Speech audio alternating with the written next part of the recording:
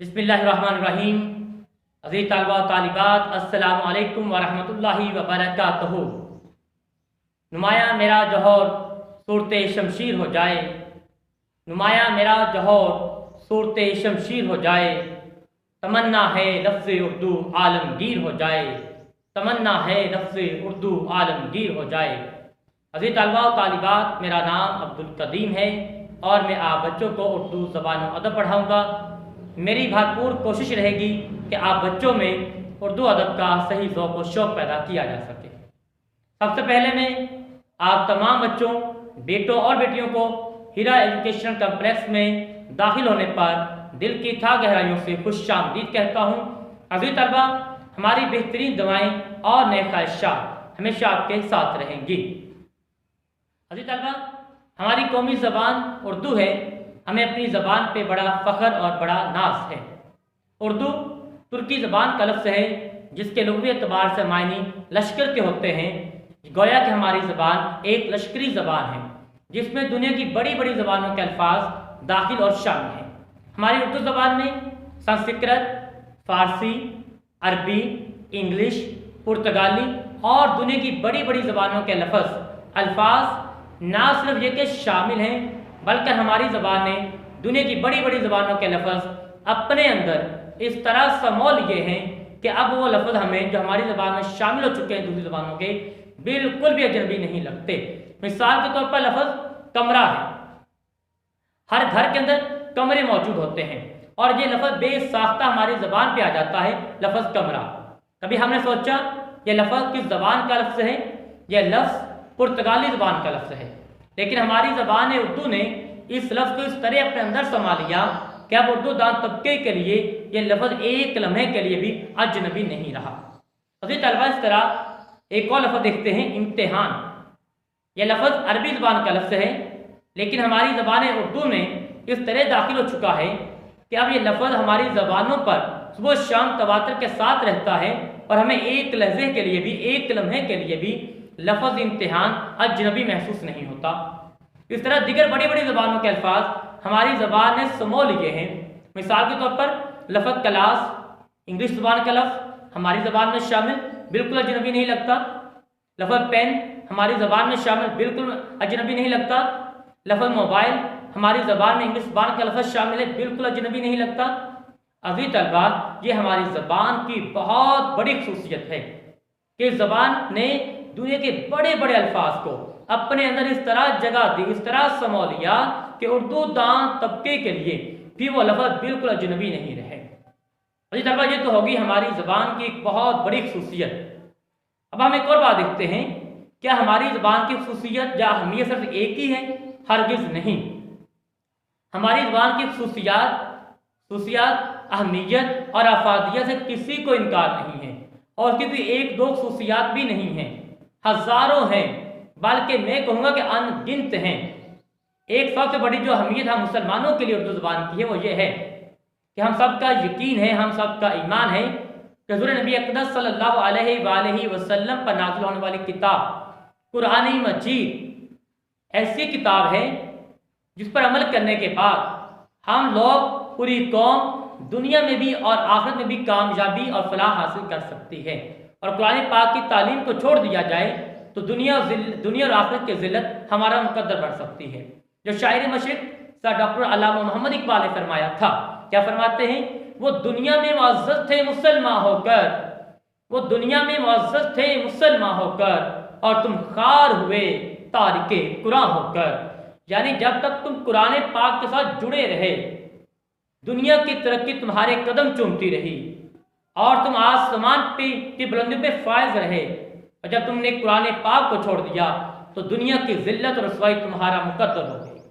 अज़ीज़ तलबा, ये एक उसूल बन चुका है, बल्कि अल्लाह के नबी की हदीस का मफ़हूम भी है कि जो कौमें कुरान पाक के साथ जुड़ी रहेंगी, जो कुरान की तालीम को समझती रहेंगी, उन पर अमल पैरा होती रहेंगी, उन कौमों को तरक्की मिलेगी। और जो कौमें कुरान पाक की रोशन तालीम से मुंह फेर लेंगी, वो दुनिया की ज़िल्लत उनका मुकद्दर बन जाएगी। अज़ीज़ तलबा, हम पाकिस्तानी कौम बड़ी मजबूर है। हम बराह रास्त अरबी नहीं समझ सकते, हम बराह रास्त कुरान पाक का तर्जमा अरबी में नहीं कर सकते, हम अरबी तफासिर को नहीं पढ़ सकते, हम हदीस को नहीं पढ़ सकते, उसको समझ नहीं सकते। अब हम क्या करें? पाकिस्तानी कौम के लिए सिर्फ एक ही रास्ता बचता है कि वो उर्दू ज़ुबान और अदब के अंदर इतनी महारत हासिल करें कि वो कुरान पाक की उर्दू तफासिर को अच्छी तरह समझ सकें। हमारे लिए मैं कहा करता हूँ अल्लाह ताला की बहुत बड़ी नेमत है उर्दू ज़बान कि अरबी हम नहीं समझ सकते, तो उर्दू दां उलमाए किराम ने क्या किया, अपनी जिंदगियां लगाकर कुरान पाक की तफासीर लिखी उर्दू के अंदर, अहादीस के तराजुम की उर्दू के अंदर और दिगर इस्लामी रवायात के तराजुम की उर्दू के अंदर। अजीज तलबा तालिबात, हम अब क्या कर सकते हैं?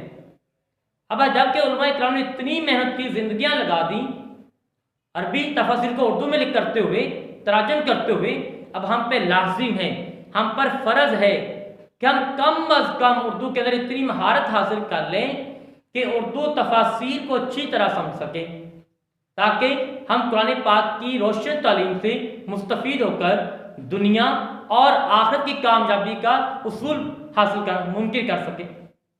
अजीज तलबा, एक और अहमियत हम पर वाज़ेह होगी उर्दू ज़ुबान की कि अरबी के बाद जो सबसे ज़्यादा इस्लामी अदब, इस्लामी लिटरेचर, कुरान मजीद की तफासीर, अहादीस के तराजुम अरबी के पास उर्दू और फारसी ज़बान के अंदर मौजूद हैं। हमारी ज़बान उर्दू है, हमें उर्दू के अंदर इतनी महारत हासिल करनी पड़ेगी कि हम उर्दू ज़बान को इतनी महारत हासिल कर लें कि हम तफासीर को आसानी के साथ समझ सकें।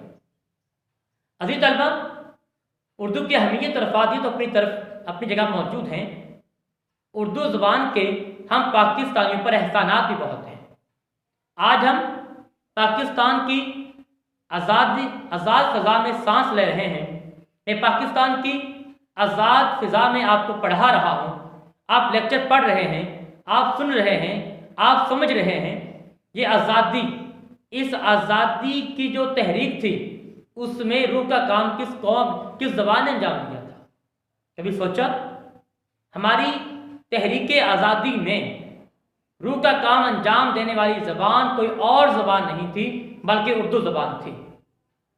इस हवाले से भी हमें उर्दू ज़बान के एहसान को तस्लीम करना चाहिए।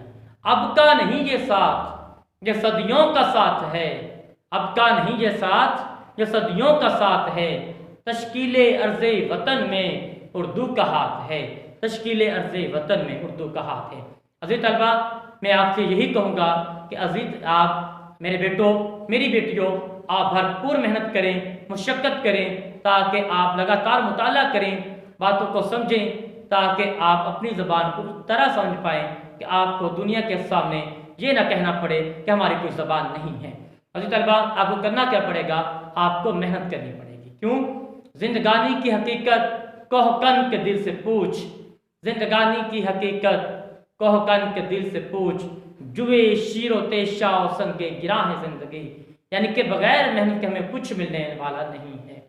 बस के दुश्वार है हर काम का आसान होना, बस के दुश्वार है हर काम का आसान होना, आदमी को भी मुयस्सर नहीं इंसान होना। यानी कि बगैर काम के, बगैर मेहनत के कुछ मिलने वाला नहीं। हालिया मिसाल देख लें, गंदम की फसल बिल्कुल तैयार हो चुकी है।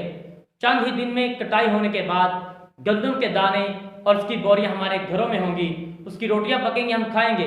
अज़ीज़ तलबा, ये एक मिसाल इसलिए दी जा रही है आपको, ये गंदम कितनी मेहनत हुई है, इसको बोया गया है, इसको ज़मीन में छुपाया गया है, और एक गंदम के नन्हे मुन्ने दाने ने अपनी भरपूर ताकत का इजहार करते हुए ज़मीन के सीने को फाड़ा और फिर ज़मीन से बाहर निकला, और फिर उसने कभी बारिश का सामना किया, कभी सर्दी का सामना किया, मौसम की शिद्दत का सामना किया, फिर सामने करते करते इतनी मुश्किलात में ढलते ढलते फिर कहीं जाकर ये गंदम का एक दाना इंसान की खुराक बना है। यानी कि उसने इतनी मेहनत की है। अगर हम मेहनत करेंगे तो हम कामयाब होंगे, बगैर मेहनत की कामयाबी नहीं होती। अफराद के हाथों में है अक़वाम की तकदीर, हर फर्द है मिल्लत के मुकद्दर का सितारा। और बेटा ये भी याद रखिएगा, खुद ब खुद टूट कर गिरती नहीं जंजीर कभी, खुद ब खुद टूट कर गिरती नहीं जंजीर कभी, बदली जाती है बदलती नहीं तकदीर कभी। अज़ीज़ तलबा तालिबात, हम आपको पूरी ईमानदारी के साथ भरपूर मेहनत के साथ पढ़ाएंगे और आपसे यही तवक्को रखेंगे कि आप भी भरपूर मेहनत करेंगे ताकि हमारी कौम दुनिया की बेहतरीन कौमों में शामिल हो सके। अल्लाह सुब्हानहू व तआला हम सबको हामी नासिर हो। फ़ी अमानिल्लाह। अस्सलामु अलैकुम।